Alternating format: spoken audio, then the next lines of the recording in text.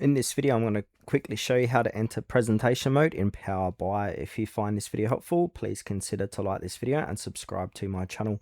In saying that, let's just jump straight into the video. Okay, so if you want to display your Power BI report in a cleaner full screen presentation view, you can use focus mode or full screen depending on whether you're using Power BI desktop or the Power BI service.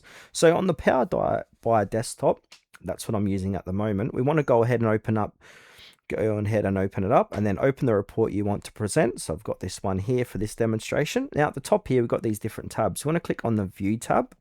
Now we want to look for the page view. So here it is here. I can click on the little drop down. So we can fit to page, fit to width, or actual size. So if I click on fix to page, it's going to do that. Fit to width or actual size. Now to hide the Power BI interface while presenting, you can use Control and F to enter the full screen mode in supported views.